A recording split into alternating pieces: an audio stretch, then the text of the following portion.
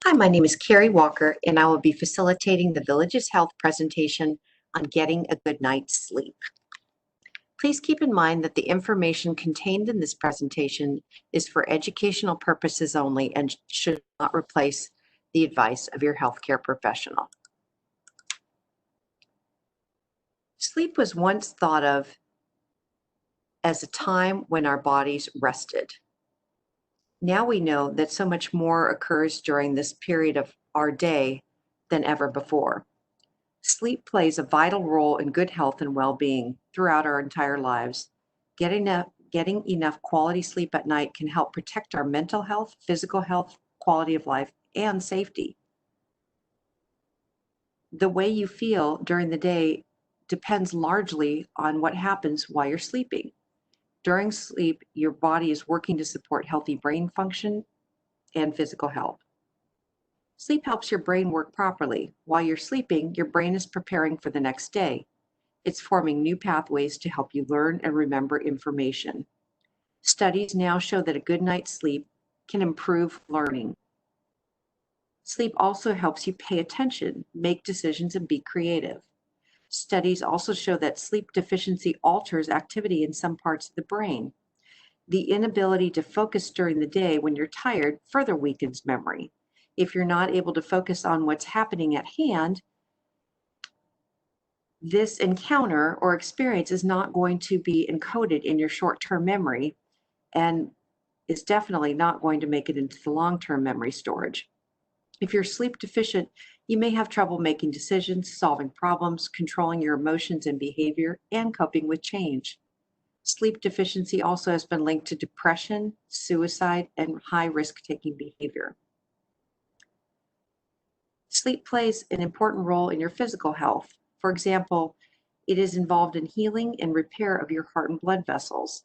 Ongoing sleep deficiency is linked to an increased risk of heart disease, kidney disease, high blood pressure, diabetes, and stroke. Sleep deficiency also increases the risk of obesity. Interestingly enough, sleep helps maintain a healthy balance of hormones that make you feel hungry or full. When you don't get enough sleep, your levels of these hormones is compromised, making you feel more hungry and less satisfied, triggering overeating during the day. Sleep also affects your body's reaction to insulin, the hormone that controls your blood sugar. Sleep deficiency results in a higher than normal blood sugar level, which could then in turn increase your risk for diabetes. Sleep also supports healthy growth and development, triggering the body to release a hormone that promotes normal growth. This hormone also boosts muscle mass and helps repair cells and tissue during the evening while you're sleeping. Your immune system also relies on sleep to stay healthy. Since your immune system is the system that your body uses to defend against foreign and harmful substances, an ongoing sleep deficiency can change the way in which it responds, making you at much higher risk for fighting common infections. The amount of sleep we need on average declines as we age. Older adults over the age of 65 require on average 7 to 8 hours of sleep each night, represented by the dark blue boxes you see on this graph. You will also notice that there's a lighter blue section on this graph representing a range around the average amount of hours. Some people only require 5 to 6 hours of sleep and are very healthy, while others require a little bit more. Each person is different, and it's important not to impose the standards of one person on another. If your spouse is refreshed and ready to go after 7 hours of sleep and you need at least 8 or 9, you're going to feel tired during the day if you get up with your spouse. There are two different types of sleep, non-REM and REM. REM stands for rapid eye movement. We spend about 75% of our night in non-REM sleep and 25% during REM sleep. During non-REM sleep, there are 4 different stages. The first 2 stages are what are associated with light sleep, when our body is just beginning to slow down, relax, and fall into sleep. Stages 3 and 4 are the deeper sleep, in which it's more difficult to be awakened. We spend more time in stages 3 and 4 during the first part of our night because our body's tired and our body's desire is to get to sleep quicker so that we can begin the restorative process. However, we spend more time in stages 1 and 2 during the second part of our night. This might account for why we wake up. We're more inclined to wake up during the second part of our night because we're actually in a lighter phases more frequently. This also might account for while some of us may require a TV to help us fall asleep during the first part of the night, it could be actually waking us up during the second part of the night through the noise because we're in less deep stages at that point. REM sleep occurs about 90 minutes after you fall asleep. And again, it's part of the normal sleep cycle in which your body cycles through during the entire night. It provides energy to the brain and body, supports daytime performance. The brain is active during this time, and this is where dreams occur. It's characterized by the eyes darting back and forth under the eyelids. In order to keep our body safe during this time, when we're dreaming, the arm and leg muscles become temporarily paralyzed so that we don't act out our dreams. There's different types of sleep problems. We're going to focus on insomnia for the rest of the presentation, but I wanted to also point out sleep apnea and some movement disorders. Sleep apnea occurs when breathing is stopped briefly and repeatedly during the night. This is problematic because it can cause a lack of oxygen to brain cells, which can impair memory long term. Movement disorders, specifically something called a periodic limb disorder, is a repetitive cramping or jerking of the legs during sleep. The term periodic refers to the fact that the movements are repetitive and rhythmic, occurring every 20 to 40 seconds. This is different than restless leg syndrome, in which sensations in the leg then cause the person to want to move their legs into a more comfortable position. Restless leg syndrome occurs while you are awake, and the periodic limb disorder or movement disorder occurs when you are asleep. For both sleep apnea and movement disorders, please consult with your physician. Insomnia is a common sleep disorder affecting at least 44% of older adults at one time or another. You may not feel refreshed when you wake up, or you may get too little sleep or have poor sleep quality.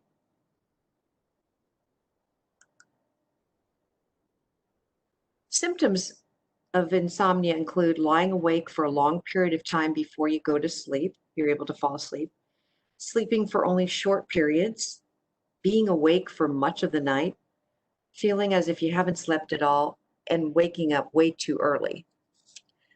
Insomnia can last days, months, or years. Often, being unable to sleep becomes a habit because once we start waking up, our body becomes reconditioned to this new pattern and then starts waking up at the same time every night. Some people worry about not sleeping even before they get into bed. This makes insomnia even worse. Your doctor will diagnose insomnia based on your medical and sleep histories and a physical exam. He or she may also recommend a sleep study that measures how well you sleep and how your body responds to sleep problems. Treatments can include lifestyle changes, counseling, and medicines. Causes of insomnia could include excitement, anxiety, grief, or worry, especially if there's a change in lifestyle habits or you find yourself having to care for another person. Certain medications have side effects that can trigger insomnia, so be sure to read the labels to see if some of the symptoms are alertness or lack of sleep. When you're ill, you may have a difficult time sleeping. But poor sleep habits can also contribute to insomnia, and that is where we're going to focus on for the remainder of the presentation.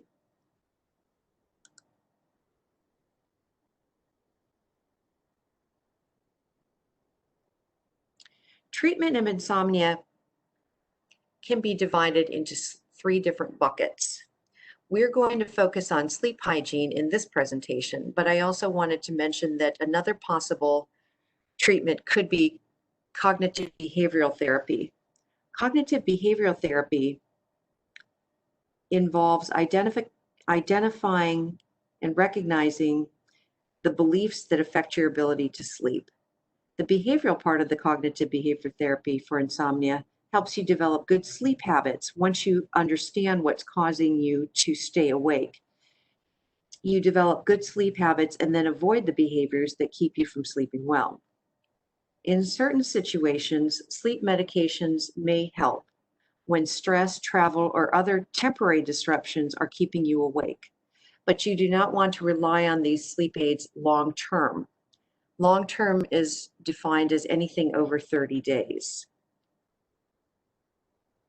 Let's turn our attention to sleep hygiene. What we're going to cover now is your first line of offense against sleeping problems. The goal is to follow these guidelines that we'll discuss coming up in the next few slides for 2 weeks and track your sleep quality and quantity using a sleep diary. If your sleep doesn't improve after following these guidelines, meet with your physician to review your sleep diary. If your sleep does improve, however, then you can start reintroducing some of these behaviors back into your schedule in order to determine what might have been causing some of the problem. And then you can see the impact it has on your sleep. If you're still sleeping well, you can continue to keep that behavior. But if you find that your sleep has become negatively impacted again, you'll have to remove that behavior. So this is a step-by-step process of elimination to try to identify what habits during our daily schedule might be contributing to poor sleep. Going to sleep and getting up at the same time of day is critical, even on the weekends. You want to be able to identify a specific time each day that you're going to get up as well as go to sleep, and hold yourself accountable to those times at least for a week. If you notice that you're waking up before your alarm clock goes off or the prearranged time to get up, adjust your time to get up and back earlier. If you find that you're sleeping through the alarm, this might suggest that you've chosen a time that's too early for you to get up. It can be a challenge because if you're not sleeping well, even though you went to bed at a decent hour, that means you're going to be waking up feeling not very rested, and the tendency is going to be to want to sleep in. But if you really want to get to the bottom of your sleeping or your insomnia, it's important that you hold yourself accountable and get up even though you're still tired, because at the end of the day, you will be hopefully more tired and more likely to sleep through at your prescribed bedtime. It's important to identify a regular routine that's soothing each time you go to bed.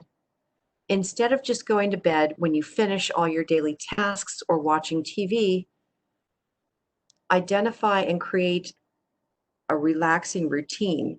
Your body will then identify when you're doing this routine each day that it's time to sleep. Our body produces a surge of melatonin each day, which causes sleepiness. Pay attention to when you feel this surge. Typically, it's going to occur about 9 o'clock at night. So therefore, going to bed after that, maybe 10 or 11, is probably a good thing, because then you're tapping into your body's natural slowing down process and relaxing. We sleep more deeply when the room is dark, between the temperatures of 68 and 72. Our body temperature actually drops when we sleep. So creating a consistent external environment that's cooler can help keep us in sleep. You might need to invest in a white noise machine if you live in an area that's close to traffic or the train, or you live with someone that also that's still awake and maybe causing some noise that's keeping you up. Consider changing your mattress or pillow if you're not comfortable. We typically don't buy a new mattress very often. And during that period of time that we have the same mattress, it's possible that our body has changed physically. We may have had a hip replacement or knee problems may have started, all of which are causing your mattress to no longer be comfortable. You may consider investing in an egg crate or a pillow top mattress, something that you can put on top of your existing mattress. You may decide that your body has changed physically to the point where a new mattress or new type of mattress is preferable. Something to think about. It's important to avoid napping during the day, even if you have been up much of the night and have not slept. Because if you start napping during the day, your body is going to adjust to that cycle and you're not going to then be able to fall asleep later in the evening when you need to. Some people have said that they've always enjoyed a cat nap after lunch.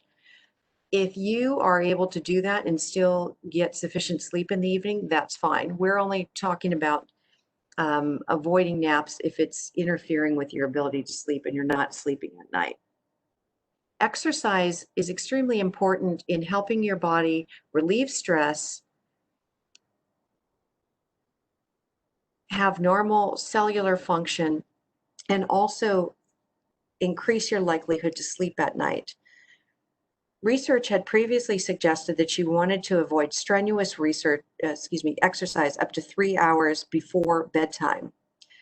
Now research shows that exercise is so crucial to sleep that if you are unable to exercise at any other part of the day, it's better to exercise before you go to bed than not. If that's the case for you, experiment with different types of exercise and see what works best for you. You may discover that doing some form of stretching and lower impact workouts are going to be less disruptive for you per day. Everybody is different. I know for myself that if I do a strong, intense cardiovascular workout before bed, that's going to keep me alert and awake during the evening, and I won't be able to get to sleep as early. But you have to experiment with that.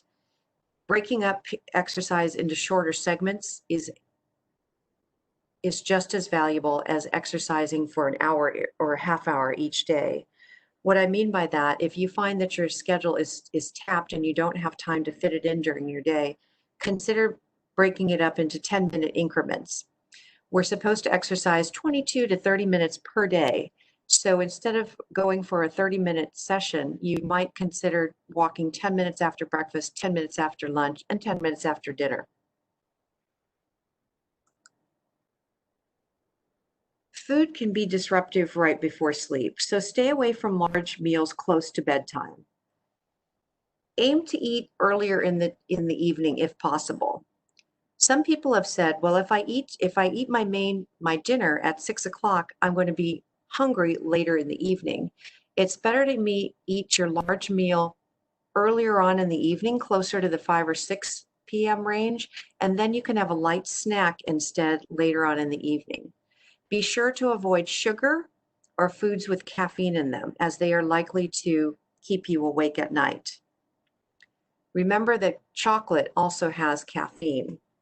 About 60% of the population processes caffeine out of their body in about 4 to 6 hours. But 20% of the population actually are insensitive to caffeine and can drink coffee even right before they go to bed, while another 20% of the population is so sensitive to caffeine that it can take up to 12 hours for the caffeine to leave their system. So pay attention to how it affects you and make the adjustments. A common comment about not being able to sleep at night is, I have to wake up to go to the bathroom. Make sure that you pay attention to how often and when you're hydrating yourself during the day. It is important to stay hydrated and to drink water. That is true. But if you can space your water so you're getting consuming the majority of your water before 5 or 6 o'clock in the evening, you'll be better off. And then if you find yourself getting a little thirsty, you can have maybe 1 cup of water instead of hydrating at the end of the evening. It's important to use your bedroom only for sleeping and sex. You want your brain to identify and associate the bed with sleeping and sex, if that's the case, and not any other activities. This means no watching television in your bed or reading for prolonged periods of time. Some people might argue that they have always read in their bed and it's not a problem. It's not a problem if you're able to sleep. We're only suggesting that you consider taking it out of your routine in the bedroom if you are having a problem with sleep. You want to give yourself 15 to 20 minutes to fall asleep. If you're still awake, get out of bed. This also holds true that if you wake up in the later part of the night or the early part of the morning, like 2 o'clock in the morning, if you are awake for more than 15 to 20 minutes, you want to get out of bed and maybe read a little bit, watch a little bit of television, and then go back to bed. Research has shown that if you do this 2 nights in a row, typically you're not going to have any more problem, and you won't stay up more than 2 to 4 hours maximum before you're able to go back to sleep. I wanted to make a point about blue light here. While I said that you might consider getting up to watch a little television if that helps you relax, do keep in mind that the blue light that comes from computers or TVs or your smartphones can keep you up. Blue light typically keeps us more alert and able to focus during the day. Blue light from our computers and all those different types of screens suppresses melatonin, and melatonin is what makes us sleepy. So keep an eye on that and remove those objects from your bedtime routine if you find that you're having trouble sleeping. If you have done all of those things and find that you're removed all those different items and types of behavior from your sleep routine and still find yourself having trouble for sleep, bring your sleep diary to your primary care doctor so that you can discuss additional tactics with him or her. Another part of making sure that we get a good night's rest is making sure that we have some safeguards in place to keep us safe. Make sure that your smoke alarms have good batteries. One of the reasons is because right before a battery goes bad in your smoke alarm, it will start chirping and keeping you awake. But you want to make sure that while you're asleep, there is a guard on duty protecting against any smoke or drops in carbon dioxide or increase in carbon dioxide during the evening. Make sure that you make a loop around your house. Perhaps consider making this part of your sleep, your normal sleep habits before you go to bed. Lock the doors prior to going to bed. Close the windows so that doesn't wake you up in the middle of the night with you wondering, did I lock the door? Did I not lock the door? In addition to, of course, making sure that no one comes in unexpected. Keep a telephone with emergency numbers by your bed. Make that another part of your going to sleep routine. Before I go to sleep, I always make sure I have my phone there. I have emergency contact numbers just in case something were to happen when I'm woken up in the middle of the night and I need to call somebody. Maybe something has happened to my spouse, something's happening to me.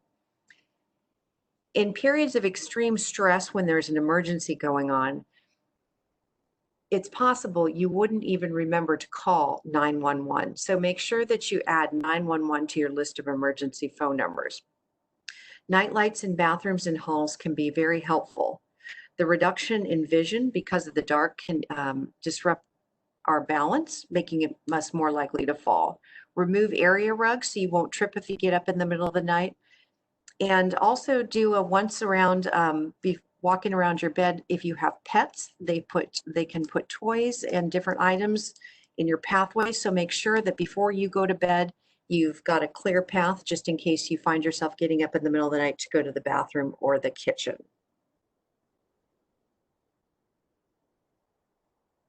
So I hope that you have found the information contained in this presentation helpful. I will share that with you that I found myself in a situation of not being able to sleep. And it had escalated to a point where I was getting desperate for sleep and very anxious. And when I first looked at the suggestions in this presentation, I was a little skeptical because there was nothing that really jumped out that was new or a novel idea. But I did find that when I was religious about taking all of these different behaviors out of my routine, and specifically making sure that I was going to bed at the same time, not consuming a glass of wine to help me go to sleep, because the metabolism of alcohol will wake you up later on, and also forcing myself to get out of bed at night when I woke up at 2 in the morning.